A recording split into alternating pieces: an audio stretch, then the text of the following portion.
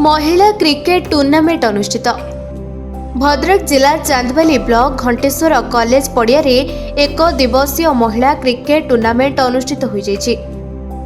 भद्रक महिला cricket academy बनाम बालेश्वर महिला क्रिकेट एकाडेमी मध्य एही टूर्नामेंट खेला जाउथिबा बेले भद्रक टीम टॉस जीति प्रथमे बैटिंग निष्पत्ति नेथिले।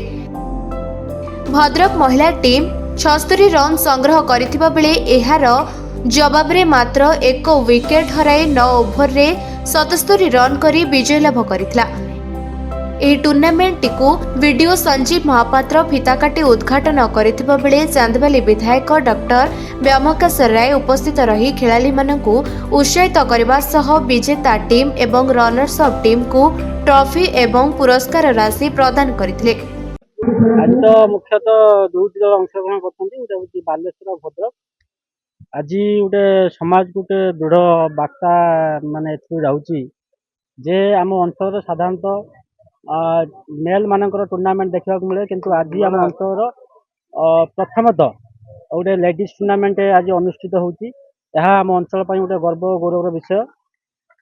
मु कहबी तो किसी लोक आगु माने लोक भावती जे झील मैंने खेली पारे ना, झील मैंने खेलिए कि ये प्रश्नवाची सृष्टि करती, किंतु मुझे आज दृढ़ भाव में कहवाक जाऊँगी खाली झील मैंने केवल खेलती, झील मैंने सुधा इतिहास सृष्टि करती।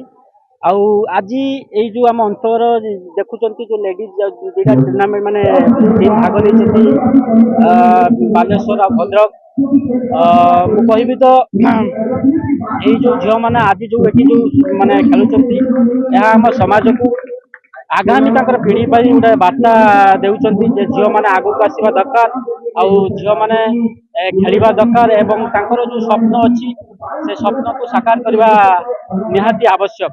मुख्यतः पुरस्कार रही जो विनिंग टीम रही 10,000 आउ जे रनर्स अप अच्छी 5,000 टंकार पुरस्कार राशि रही।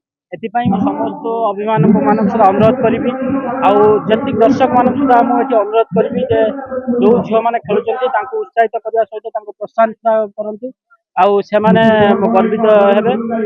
आम अंचल मुख्यतः गोटे गर्वर गोटे इतिहास दिन आज। चांदबाली निशिकांत बेहरा रिपोर्ट निरपेक्ष न्यूज।